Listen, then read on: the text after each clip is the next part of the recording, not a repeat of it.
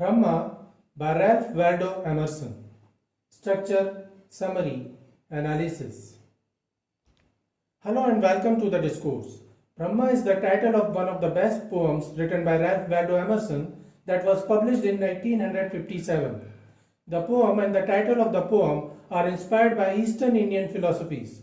Emerson made notes from Vishnu Purana, Kathopanishad, Bhagavad Gita, and other Upanishads in his notebook, and that inspired him to write this poem. The central speaker of the poem is Brahma himself, who according to the Hindu texts is the creator of all things in the universe, part of the Trinity with Vishnu, the protector, and Shiva, the destroyer. Brahma is regarded as the essence or soul of the universe that Emerson called the Oversoul. The theme of the poem is that human beings can exalt their spiritual realm only through the realization of the Brahma, the Oversoul. Structure and theme of Brahma by Emerson.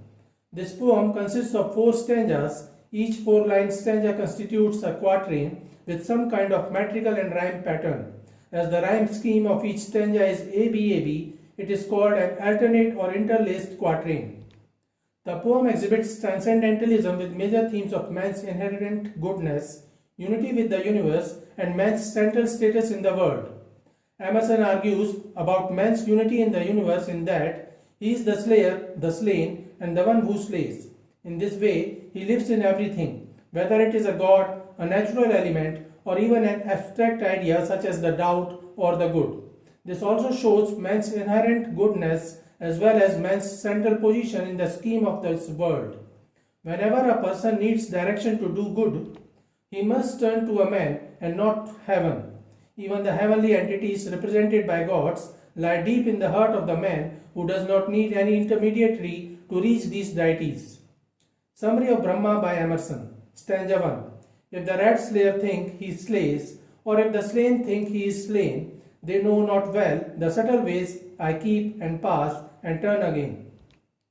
The poem begins in first person as the speaker, Brahma himself, explains that people are wrong about their assumptions. The speaker is the voice of one who has reached the pinnacle of spiritual illumination.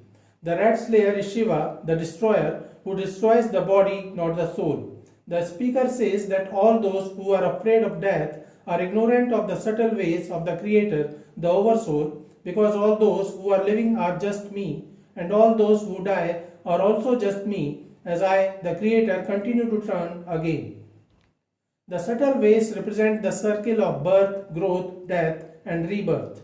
Brahma says that there is no difference between Brahma and Shiva, as both are the manifestation of the same Oversoul. The first stanza is inspired by the Bhagavad Gita. Anyone who thinks the soul is the slayer and anyone who thinks the soul is the slain, both of them is in ignorance. The soul never slays nor slain. The soul never takes birth and never dies at any time, nor does it come into being again when the body is created. The soul is birthless, eternal, imperishable, and timeless, and is never destroyed. When the body is destroyed, one who knows the soul as eternal, unborn, undeteriorating, and indestructible, how does that person cause death to anyone, and whom does he slay? 19:20-21, chapter 2 of Bhagavad Gita. Stanza 2. Far or forward to me is near. Shadow and sunlight are the same. The vanished gods to me appear, and one to me are shame and fame. In the second stanza, the poet uses contrasting images and metaphors suggesting the Western idea of binary opposition, either this or that, which suggests empirical thinking. It is a way of discriminating between antagonistic and incomparable things, shadows to sunlight and far to near. However, Emerson refutes this concept of binary opposition and suggests that all these differences are illusionary, Maya. On the transcendental level, both of these opposites represents different sides of the same coin. One man's justice is another's injustice. One man's beauty, another's ugliness. One man's wisdom, another's folly, as one beholds the same objects from a higher point. Often men fail to realize the oneness while observing these supposed binary opposites because of their cognitive limitations. According to Emerson, if a man reaches the height of the Oversoul or God, or becomes one with the Oversoul or God, everything is essentially the same. Stanza 3. They reckon ill who leave me out, when they fly, I am the wings. I am the doubter and the doubt, and I hymn the Brahmin sings. In the third stanza, the poet further explains the nature of Brahma. Brahma expresses his satisfaction with those who realize their mistake in ignoring the presence of Oversoul and mend their ways. Emerson expresses the idea of another shloka from Bhagavad Gita: for one who sees me everywhere and sees everything in me, I am never forgotten by them and they are never forgotten by me. 30, chapter 6 of Bhagavad Gita.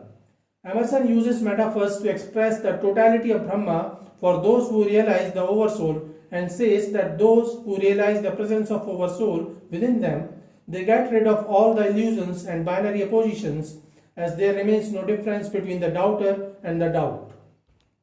Brahma says that he is the totality that those who know the Oversoul, the essence of the universe, praise in their hymns. Stanza 4. The strong gods pine for my abode, and pine in vain the sacred seven. But thou, meek lover of God, good, find me and turn thy back on heaven. In the fourth stanza, the poet uses allusions offering references to Hindu mythology. The strong gods refers to Devtas, including Indra, the god of the sky, Agni, the god of fire, Yama, the god of death and judgment, and others. These strong gods are like humans with special powers and were created by Brahma himself. Just like humans, these gods pine for salvation, which is possible only if they integrate themselves into the Brahma, the Oversoul. Another allusion is the sacred seven, which is a reference to the seven sages of Hindu cosmology, the Saptarishis. Despite all their knowledge, the sacred seven pine for salvation, which again is possible only through the realization that they and everyone else are no different from the Oversoul. Thus, Brahma says that humans who are the meek lover of the good and wishes pleasant things to experience should give up their search for heaven and heavenly beauty. Instead, they should concentrate and realize the Oversoul within themselves, because that is the only way to attain salvation. Literary devices used in Brahma. Emerson has used allusion in this poem with reference to Hindu cosmology, mentioning the sacred seven, Brahmin and strong gods. Assonance has been used in the beginning line of stanza 1 and stanza 2. The sound of A in if the rat slayer think he slays, and the sound of O in far or forgot to me is near.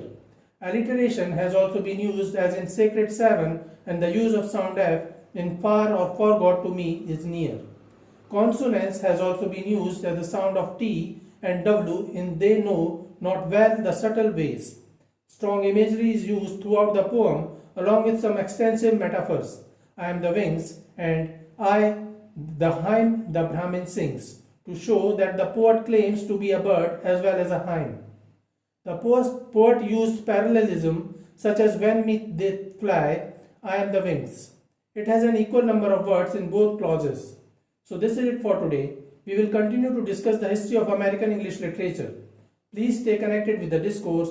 Thanks and regards.